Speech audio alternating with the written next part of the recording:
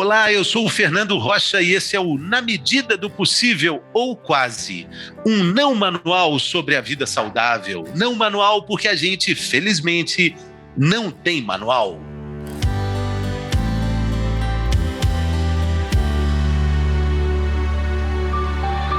A reprodução assistida em tempos de Covid. Como acertar os ponteiros do relógio biológico de uma mulher que sonha com a maternidade e o tempo nublado que atravessamos nessa pandemia? Esse é o tema do episódio dessa semana com o médico ginecologista, especialista em reprodução assistida, Dr. Alfonso Massaguer. Bem-vindo, doutor. Olá, Fernando. Satisfação minha, um prazer estar aqui. Obrigado pelo convite. Eu sou fascinado pelo tema, então acho que vai ser muito bacana a nossa conversa. Interessante mesmo, doutor, porque a gente dá para imaginar como é que essa área da medicina, tão importante para a realização de um sonho absoluto de muitas e de milhões de mulheres no mundo inteiro, acabou sendo atingido, literalmente paralisado, né, doutor? Sim, e quando a gente fala, às vezes, desse problema ser um problema da mulher, ele é um problema do homem também, né? É da família, né? Da família, porque eu mesmo eu precisei de métodos de reprodução humana para ter um filho, tá? Tanto no primeiro como no segundo. E é claro que depois, quando você já acha isso antes de nascer, mas quando nasce, você tem certeza que o seu filho é a coisa mais importante da sua vida, né?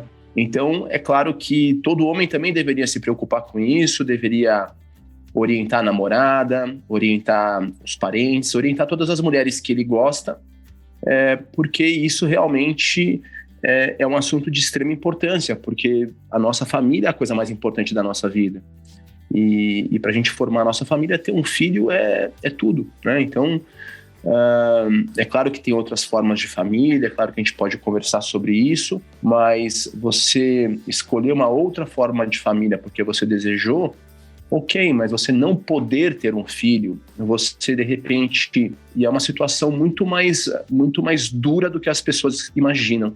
Tá? Mas assim, dá para a gente perceber o tamanho desse drama. Como foi o impacto durante a pandemia, nessa paralisação que a gente estava falando aqui anteriormente? Todos os procedimentos foram paralisados, doutor? Eu estou falando isso para comparar com o relógio biológico, que não parou, né? Sim. Durante uma época, todos os procedimentos foram paralisados. Depois, os casos urgentes foram iniciados, é claro, com todas as medidas de cuidado, com vários testes de checagem. Mas é claro que muitas mulheres que pretendiam ter filhos tiveram que adiar aquela maternidade delas. E é claro que isso é uma coisa que afetou em cadeia, né? Aquela mulher também que estava solteira, queria achar um parceiro também, teve dificuldade, então muitas pessoas também ficaram em casa fechadas, e com isso elas pensaram sobre a vida, sobre o plano delas, o que elas vão fazer com o futuro reprodutivo delas, então também muitas decidiram congelar óvulos, também aconteceu muito e cresceu muito durante a pandemia, tá? Muitos casais também sentaram e conversaram e decidiram adiar essa maternidade, para isso congelaram embriões, tá? Também durante essa pandemia teve muita movimentação também, com até um projeto de lei que menciona proibindo o congelamento de embriões e dificultando muito a reprodução humana. Então tem um projeto de lei em tramitação no Congresso que complica muito a vida dos casais inférteis e também das pessoas que querem preservar o seu futuro reprodutivo. Acho que isso também a gente tem que mencionar. Então, a pandemia foi uma grande reviravolta em todos os setores e na reprodução humana não foi diferente, talvez até um pouco maior. A gente está gravando esse episódio, para quem a ouvir a gente no futuro, nós estamos em agosto, mais especificamente no dia 12 de agosto, então a gente vai basear tudo com as informações que a gente tem aqui nesse tempo que a gente vive agora. Como é que a situação está agora? Os procedimentos estão acontecendo normalmente? De que forma a reprodução assistida está acontecendo no Brasil atualmente? Neste momento, todos os casos de reprodução humana, tanto congelamento de óvulos como fertilização in vitro para gravidez, eles são feitos com testagem de Covid, tá? É claro que a gente sempre tem que pesar o risco e o benefício daquele tratamento naquele momento. Então, é claro, ainda estamos numa pandemia, ainda há um risco.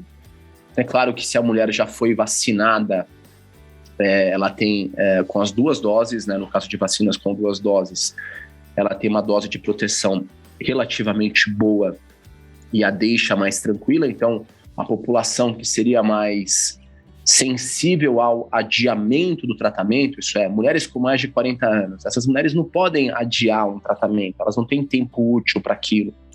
Então, essa mulher, ela tem que fazer o tratamento nesse momento, tá? E ainda bem que a maioria delas já foi vacinada, tá? Teve uma resolução do Conselho Federal de Medicina que limitou o número de óvulos fertilizados para 8. Isso já foi um retrocesso para a gente em termos de resultado.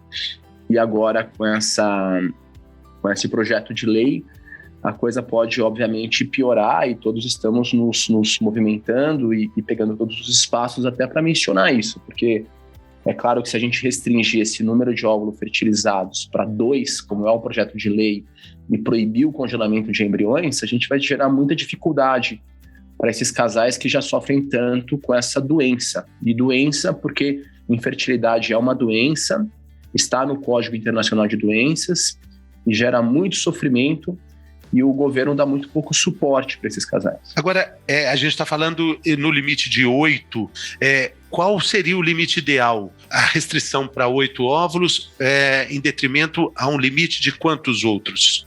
O que as pessoas precisam entender é que quando você fertiliza óvulos, em média, 1/4 desses óvulos maduros vão virar blastocistos, que são embriões de 5º e 6º dia, e que são embriões que são biopsiados para análise muitas vezes. Então, quando você pega, por exemplo, um casal que vem fazer um tratamento de uma doença genética familiar, então esse casal tem uma doença muito grave na família, geralmente esse casal já teve um filho afetado por aquela doença, uma doença grave, e eles vêm para uma seleção, para que o novo filho não nasça com aquela doença. Muitas vezes até aquele filho pode ser até um doador de células para aquele bebê que já existe. Quando a gente fala doação de células, é do cordão umbilical, então mesmo o novo filho não vai sofrer com isso. Nessa situação, esses embriões formados, eles têm que ser analisados. Em uma situação como essa, ou metade dos embriões, ou até 3/4 dos embriões tem aquela doença. Então, você limitando 2 óvulos, por exemplo, ou 8 óvulos, você vai ter um número pequeno de embriões para análise. E essa análise é cara. E, no geral, você paga por um bloco para aquela análise. Então, esse é um dos vários exemplos de uma situação onde você pune muito esse casal, você coloca esse casal numa situação de ter que fazer vários e vários tratamentos, porque a taxa de gravidez vai restringir muito, e isso é muito danoso. Então, eu entendo que a lei, ela visa não deixar embriões congelados. Tá? Então, isso não é explícito, mas isso é mencionado em vários momentos, vendo a posição do relator.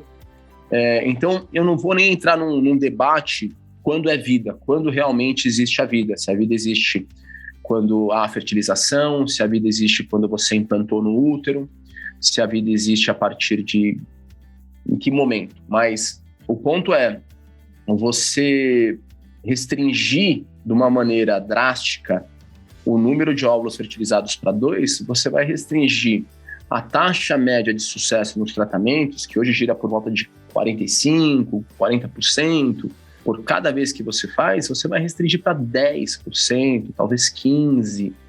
Então, isso é uma média. É claro que você vai ter um casal jovem que você, com 2 óvulos, vai conseguir um bom resultado. Mas cada vez mais, a gente deixa para ter filhos mais tarde. Eu mesmo, a minha bisavó teve filhos com 17 anos. Minha avó teve filho com 18. Minha mãe, que já era uma mulher tida como idosa, teve filho com 25. Mas a minha mulher teve o nosso primeiro filho com 35, o segundo filho vai ser com 37, 38. Então, a gente está cada vez deixando para ter filhos mais tarde. A gente está também vivendo mais para cuidar melhor desses filhos. Mas as mudanças que ocorreram no mundo fazem a gente cada vez ter filhos mais tarde. E isso reduz o nosso potencial reprodutivo. A gente uma mulher deixar para ter filhos após os 35 anos, ela está colocando em risco o seu potencial reprodutivo. E um óvulo com mais de 35, ele já tem um potencial de virar um bebê muito baixo. Com mais de 40, ele é baixíssimo, tá? E as restrições, elas podem também englobar situações como útero de substituição, por exemplo, como barriga solidária, o que para mim foi um grande desenvolvimento da nossa sociedade, permitir com que casais gays, tanto de homens como de mulheres, tenham filhos. Isso é, eu vejo esses casais constantemente, vejo esses casais sendo fantásticos pais, fantásticas mães, criando famílias lindas, cuidando dessa criança muito bem, muito melhor que muito casal heterossexual. E você, de repente, proibir novamente essas pessoas de terem filhos, ou então só permitir com que as pessoas tenham filhos fora do Brasil, ao final, só vai fazer com que a população que tenha dinheiro pegue um avião, vá para os Estados Unidos e tenha filho nos Estados Unidos. Então, ao final, você só vai o quê? Punir a população mais pobre, a população mais simples. Você não vai impedir com que a população que tem a condição no Brasil tenha o seu filho. Essa pessoa vai ter o seu filho, mas a população mais simples, que sofre muito, porque o governo praticamente não paga tratamentos para essa população, ela vai simplesmente, quando ela juntar o seu dinheirinho, conseguir juntar e fazer a sua tentativa, vai ter uma taxa de gravidez baixa e vai ter um resultado pequeno e vai ter que gastar mais ou não ter o seu filho. Doutor, quando a gente fala dessa questão aí de preço, com relação, de uma forma generalizada, pesquisas tecnológicas, desenvolvimento científico, a gente vê uma curva exponencial, né, para cima, uma linha exponencial de subida. Mas quanto mais essa pesquisa é desenvolvida, existe uma tendência, pelo menos na área de genética, de pesquisas que investigam mutações celulares, né? Isso já é uma realidade. O senhor acha que, de alguma forma, na área da reprodução assistida, esses preços vão ficar mais acessíveis pelo volume de pesquisa que se emprega, pelo volume de pessoas que procuram esse tipo de trabalho? Porque os preços ainda são proibitivos, né? Fernando, sua pergunta é muito boa, tá? E eu posso te falar o seguinte: neste momento, a reprodução humana, ela tem no Brasil um dos menores custos do mundo, tá? Pela situação do Brasil, tudo isso, eu acho também que a gente vem cada vez mais crescendo iniciativas para atender classes sociais mais baixas. Se você pegar os custos, os preços de reprodução humana há 10, 20 anos atrás, hoje em dia eles são muito menores. E tem várias iniciativas, tanto públicas como privadas, tá? Privadas mais, de tratamentos de baixo custo. Então, isso cada vez mais cresce. E, com certeza, se um projeto de lei desse passa, ele dificulta muito essa situação, porque você não vai aumentar o preço do tratamento, mas você vai diminuir a efetividade desse tratamento. Por outro lado, é claro que a tecnologia cresce muito, isso é um mercado com várias empresas, e essas empresas tentam sempre vender os seus produtos. Então, você vai ter análises de endométrio, análises de 1000 genes, mas, por enquanto, e tem um lado bom e um lado ruim, isso ainda tem pouca eficiência. Tem muito marketing, mas pouca eficiência, fazendo com que um tratamento de boa qualidade não fique mais caro, tá? Então, se a pessoa hoje em dia tiver infertilidade, precisar de um tratamento de reprodução humana, ela consegue sim achar boas iniciativas e iniciativas que fizeram um pouco mais inclusiva essa situação tão difícil, tá? O tratamento para uma situação tão difícil. Agora, para uma informação assim, é claro que a gente não pode ser tão específico, mas de uma forma geral, pela visão que o senhor tem de consultório, pela experiência clínica que o senhor tem, quanto tempo um casal deve tentar a reprodução assistida, depois de quantas tentativas, quanto tempo esperar, quanto tempo tentar antes de procurar ajuda? Se um casal já vê que há um problema, isso é, um homem já sabe que o testículo dele nasceu muito alto, a mulher não menstrua, o homem sabe que tem um espermograma ruim, eles devem procurar imediatamente. Então, se você já sabe que há um problema, você deve já procurar ajuda e tratamento para aquele problema. Tá? Em uma situação que não há um problema, a menstruação da mulher é regular, o homem não tem nenhuma doença, tudo bem, você deve, até os 35 anos da mulher, esperar durante 1 ano. Isso é, se depois de 1 ano você tendo relações sem usar método de anticoncepção, você não engravidar, você procura um especialista em reprodução humana. Com mais de 35 anos, o ideal é você procurar um especialista após 6 meses. Isso é, você está tentando, sem evitar uma gravidez há 6 meses, tendo relação sexual, você não engravida, é prudente você procurar. E se você for deixar para ter um filho após os 40 anos, é o ideal que você procure imediatamente, porque você pode ter uma janela aí de tempo muito pequena, então é muito prudente você já checar. No caso da mulher, tem um ovário falho, por exemplo, ela já sabe que o ovário dela tem alguma doença, um ovário policístico, ela deve, obviamente, procurar um especialista ou ajuda o quanto antes. O senhor falou aqui na nossa conversa, né, que existe também uma procura, quase como um lugar idealizado, né, de procurar tratamentos no exterior, principalmente nos Estados Unidos, mas alguns países da Europa também oferecem possibilidades, até na legislação, para que isso aconteça de forma mais efetiva. Mas como é que, falando de forma prática, comparativa, como é que são os tratamentos do Brasil em relação ao dos Estados Unidos, que são um modelo para nós aqui brasileiros, com relação a esse custo, com relação à eficiência, em que situação estamos? A qualidade dos tratamentos no Brasil e o que as clínicas brasileiras hoje oferecem não deixam nada a desejar para uma clínica americana. A gente até recebe muitas pessoas que vêm dos Estados Unidos para se tratar com a gente. É claro que muitas delas também vêm porque o tratamento aqui é muito mais barato, tá? Mas o que elas vêm até aqui, tratam, saem muito satisfeitas, gastam menos, obviamente, e também gostam muitas vezes dessa maior pessoalidade do nosso tratamento, maior também um pouco mais talvez do carinho latino, talvez também um pouco mais desse contato humano que talvez tenha se perdido em algumas clínicas americanas. Muito bem. Doutor, eu queria muito agradecer a sua generosidade aí, sua atenção conosco, seu tempo, suas informações. E acho que esse episódio fica aí gravado para inúmeras, enquanto durar a internet, ele vai servir de referência para futuras consultas. Agradecemos muito. Eu que agradeço, Fernando, obrigado pela oportunidade. Sempre que precisarem de mim, podem me chamar. É um grande prazer estar aqui, ainda mais falando de uma área que eu sou apaixonado. Valeu, pessoal, até a próxima.